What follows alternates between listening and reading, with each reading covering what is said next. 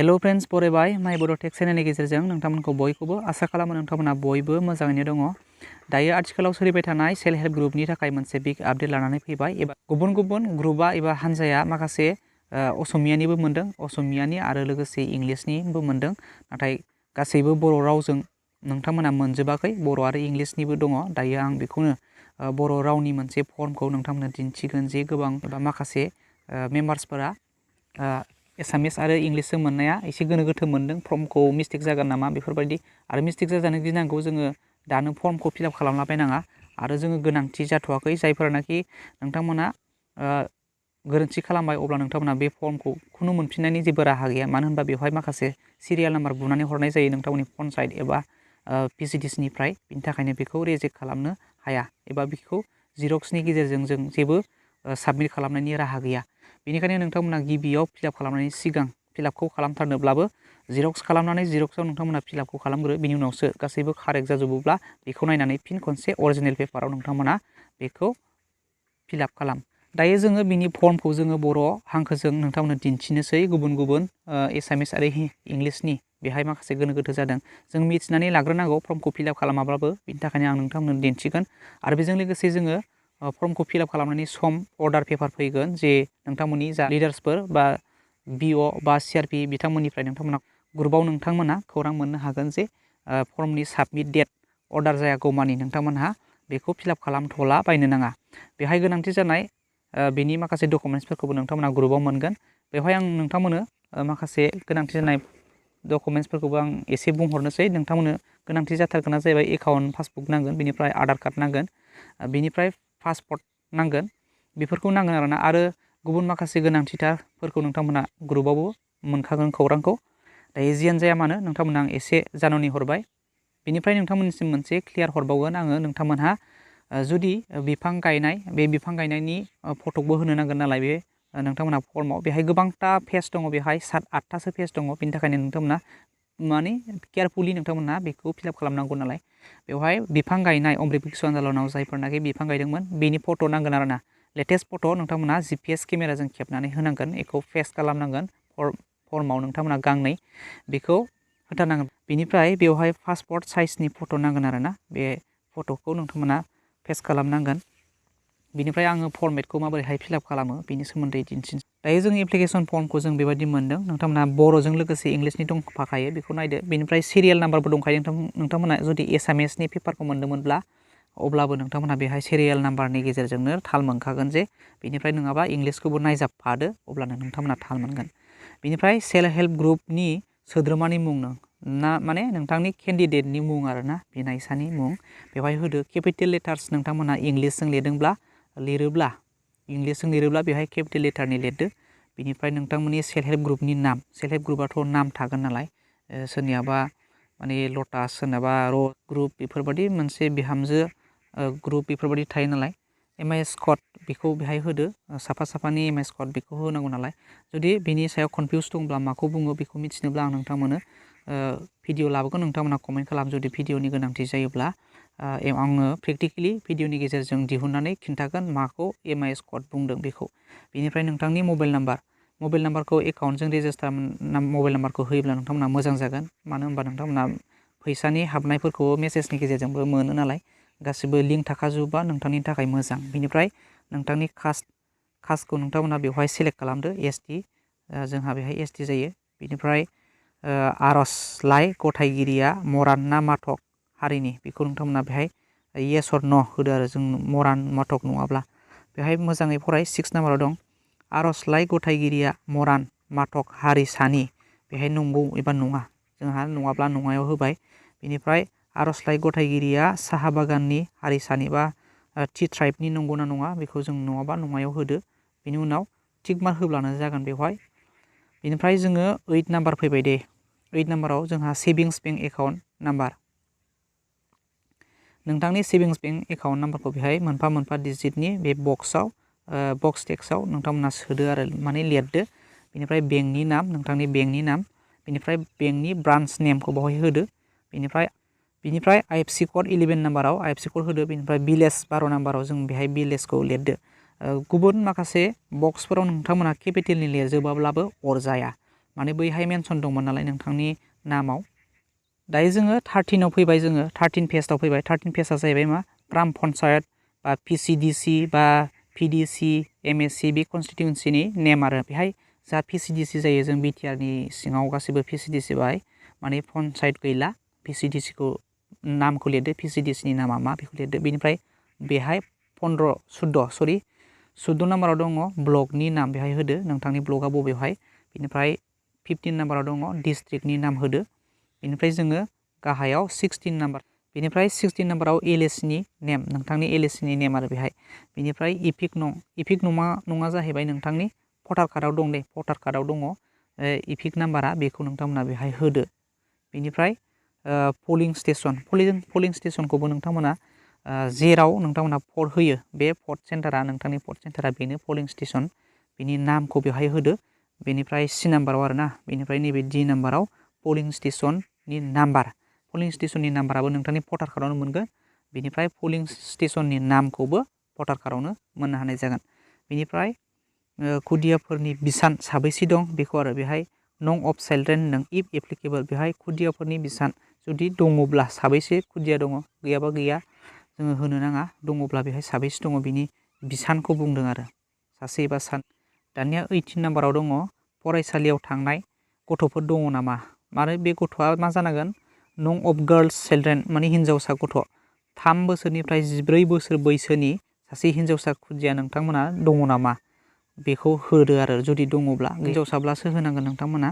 फरायसालियाव थांनाय 3 निफ्राय 14 बोसोर बैसोनि हिन्जावसा खुदियानि बिसान जुदि दङब्ला, जुदि नोंथाङा जुदि 3 गथ' दङ नाथाय हौवाफोर गोजा, अब्ला नोंथांमोना बेहाय होनो नाङा, बेहाय अनलि फर हिन्जावनि थाखायसो बुंदों।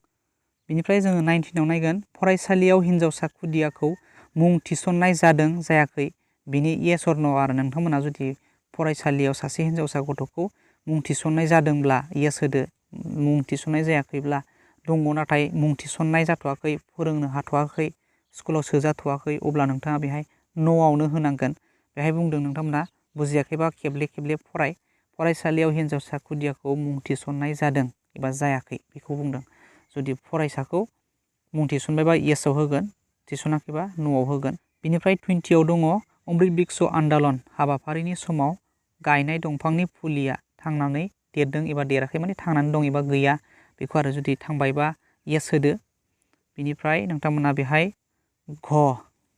बियाव आरो अपसन बि, बेहाय नोंथांमोना जुदि थांनानै गैयाब्ला बेनि जायगायाव आर'ज बिलाइ सुफुंनाय समाव फांसे बिफां फुलि गायगोन, येस अर न', गायनांगोन नोंथाङा क्राइटेरिया हिसाबै बेहाय नोंथाङा गायखानांगौ थिनखानाय दंखायो नालाय, येसआव होदो आरो नोंथाङा जुदि फुलिया थैबायब्ला।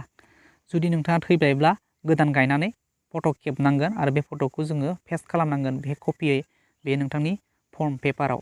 बेनिफ्राय जोङो 21आव दङ 2021 मायथाइनि सिगां लानाय माइक्र' फाइनेन्सआव रां दाहार लानायनि अनगायै सेल्फ हेल्प ग्रुप बा VOCLF, बेनिफ्राय मा होनो बेंक एबा जायखिजाया रांखान्थियारि फसंथाननिफ्राय लानाय सुख'नो हायै रां दाहार जुदि दं एबा गैया, बेहाय नोंथाङा न' होदो। गैयाब्ला बेफोरखौ गासैखौबो नोंथांमोना फिलआप खालामखांनायनि उनाव जोङो बेबायदि मोनसे डेक्लेरेसन मोनगोन आरोना, बेयो जाहैबाय मा होनना बुंदों माने राजि आरोना, थारमाने राजि बिलाइ आरोना, बेखौ बर'आव जोङो राजि बिलाइ होननानै बुंबा खाबजागोन, माने फोसावथाय होननानै बुंदों। बेवहाय नोंथांमोना माखासे क्राइटेरियानि सोमोन्दै बेहाय गोरोबो एबा गोरोबा, जाय गोरोबगोन बियो मोनगोन, जाय गोरोबा एबा बियो मोना, बेनिखायनो बेखौ क्राइटेरिया गैयाब्ला माने मोननाय जानाय नङा एबा मोना, बेफोरखौ माने बेनि गेजेरजों एग्रिमेन्ट खालामनाय जागोन आरोना, नोंथांमोना साइन खालामनांगोन, बेखौ बेवहाय गावखौ माने डिक्लेयार होनांगोन आरो जोङो बेवहाय नोंथांनि केन्डिडेटनि नामखौ होदो। जुदि आं मुस्रिमा नोंथांनि नाम ABCD, बिनिफ्राय आं बुंबाय आरो बिनिफ्राय फिसाय एबा नोंथांनि बिफानि मुं, बिनिफ्राय बेहाय इंलिसाव जाबाय आरोना, बे जोंना बर'खौ बेहाय होदोंब्ला बेहाय होनो नांला। नोंथांमोना गोबां कुइसनबो जानो हागौ बर'नि जोङो लिरनो हागोन एबा हाया ना इंराजिनि जों लिरनांगौ नामा, बेबायदि बर'निबो लिरनो हायो, नोंथांनि नामखौ बर'निबो लिरनो हागोन गासैखौबो। क'आव दङ आं रोखायै फोसावोदि सरकारनिफ्राय मोननाय रां थुबिलखौ आं गथायनाय फालांगियारि सानथांखि बादियै बाहायगोन, थारमाने बेहाय मोनसे थिरां नोंथांमोना होनांगोन आरोना, बिनि थाखायनो बेखौ सिगनेसार होब्लानो जाबाय। बेहाय गासैबो बेखौ फिलआप खालामखांनायनि उनाव बेहाय गावखौ माबादि नोंथांमोना डिक्लेयार होदों बेनि स्टेटमेन्ट आरो बियो। बेनिफ्राय ग'आव नाय आं रोखायै फोसावना होयो दि गोजौआव मख'नाय जायखिजाया खारिया गोरोन्थि फोरमान जायोब्ला सरकारनिफ्राय मोननाय रां थुबिलखौ होफिननो थाखाय राजि जागोन। नायदो बिलाय नोंथाङा क्राइटेरियायाव गैयाब्ला मोननाय जानाय नङा बेखौनो बुंदों। अबाव होफिननो माने मोननाय जानाय नङा आरो बे। बेनिफ्राय नोंथाङा बेहाय नोंथांनि कालार एबा डेट फिलआप खालामनायनि डेट बिनिफ्राय प्लेसखौ होदो जायगाखौ बिनिफ्राय नोंथांनि सिगनेसारखौ बेहाय होदो आरो। दानिया नैथियाव नोंथांमोना नुनो मोनदों थिरांथा बिलाइ 1 बेवहाय थिरांथा बिलाइ 1 बेहाय इंलिसावबा बेलेग नुगोन आरो ना नोंथांमोना आं इंलिसनि फरमेटखौ दिन्थिनो बेवहाय इंलिसआ नैबेबायदि जादों नै संकल्प पत्र 1 बेहाय दङ। बेनि सोमोन्दै जों बर'आव नायनोसै नैबेमोन थिरांथा बिलाइ 1आमोन। बेनिफ्राय गोजौआव नोंथांमोना सिगांनि बायदि बुंदो नाम लिरदो नोंथांनिखौ बेनिफ्राय नोंथांनि फिसाय एबा बिफानि नाम लिरदो बेनिफ्राय नोंथांनि बैसो बिनिफ्राय नोंथांनि एमआइएस क'डखौ बहाय होदो बिनिफ्राय सेल्फ हेल्प ग्रुपनि नाम होदो। बिनिफ्राय नायदो सेल्फ हेल्प ग्रुपनि नाम होखांनायनि उनाव नायदो गाहायाव होनायखौ जोबोर सांग्राङै आरो गोसो गोथौयै फोथायोदि बेखौ गावखौ फोरमान होदों। बिनिफ्राय नाय बेहाय फरायब्ला बुजिगोन जोङो। आं सासे हिन्जावसा खुदियानि बिमा बेनिखायनो आं हिन्जावसा खुदियानि सोलोंथाइनि गोनांथिनि बागै मोजाङैनो मोनथियो। आंनि फिसाजोखौ आं फरायसालियाव मुं थिसनबाय आरो बेनि सोलोंथाइनि बागै जोथोन लागोन। बेफोरबायदि माखासे नोंथाङा गावखौ फोरमान होनाय एबा राजि बिलाइ आरोना बियो। एबा बेहाय एबा दङ गाहायाव नायदो नोंथाङा बेहाय आंनि हिन्जावसा खुदियाया दासिमबो फरायसालियाव मुं थिसननो हानाय बैसो जायाखै। जुदि नोंथाङा फिसाजो दङ 3 बोसोरनिफ्राय 14 बोसोर बैसोसिमब्लाबो सिगाङाव जों दहाय माखासे अपसन मोन्दोंमोन नालाय बे कन्डिसननिब्ला बेखौ फिलआप खालामनांगोन आरोना। बेहाय नुनो मोन्दों आंनि हिन्जावसा खुदियाया दासिमबो फरायसालियाव मुं थिसननो हानाय बैसो जायाखै। बिनि बैसोआ 3 बोसोर जायोब्ला बेखौ फरायसालियाव मुं थिसनना होनानै बिनि सोलोंथाइनि फारसे जोथोन लागोन बेफोरबायदिनो।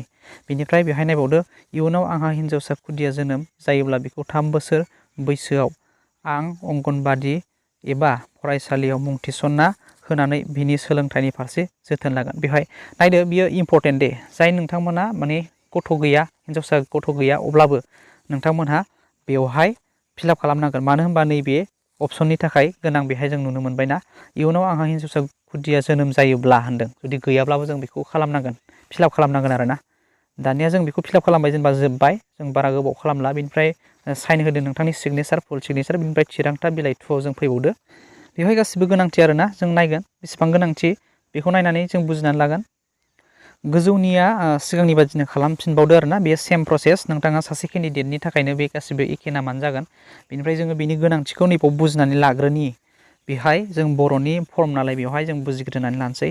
आं सासे एससि बा एसटि बा मरान माथक बेफोरबायदिनो ना आं आंनि खुदियानि बिसानखौ 4नि बांसिन जानो होआ बेखौ समाय लाबाय नै बेफोरबायदि। बिनि थाखायबो जोङो एसटिनि थाखायबो बेयो गोनांखा आरोना बेखौ जों फिलआप खालामनांगोन। बेखौ जोब्बाय फिलआप खालामखांनायनि उनाव नोंथांमोना बेहाय सिगनेसार होदो। दानिया बे सेमानो बे इंलिसनि आरोना जों मोननै पेजबो जों बेखौ बारखाबाय। बिनिफ्राय जोबनायाव जोङो नाय बेखौ जों बेबायदि मोनसे फर्मेट मोनदों अमृत बिक्ष आन्दालन हाबाफारिनि समाव गायनाय दंफां फुलिनि फट'नो बेहाय जों मोननै फट' नांगोन आरोना।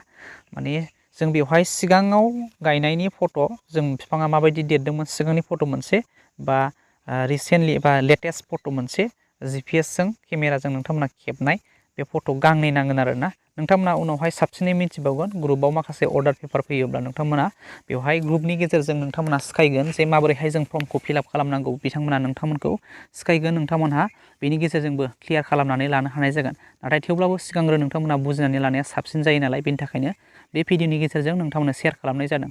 अब्ला नोंथांमोना बेनि सोमोन्दै मोजाङै मिथिबाय एबा फर्मखौ जों माबोरैहाय फिलआप खालामनांगौ बे भिडिअनि गेजेरजों जानो हागौ निस्सय बुजिबाय। अब्ला लोगोफोर थेंक इउ फर वाचिं बाय बाय। उननि भिडिअआव लोगो मोनफिनगोन आरो गोनांथि जानाय माखासे भिडिअफोरखौ नोंथांमोनहा कमेन्टनि गेजेरजोंबो फोरमायहर।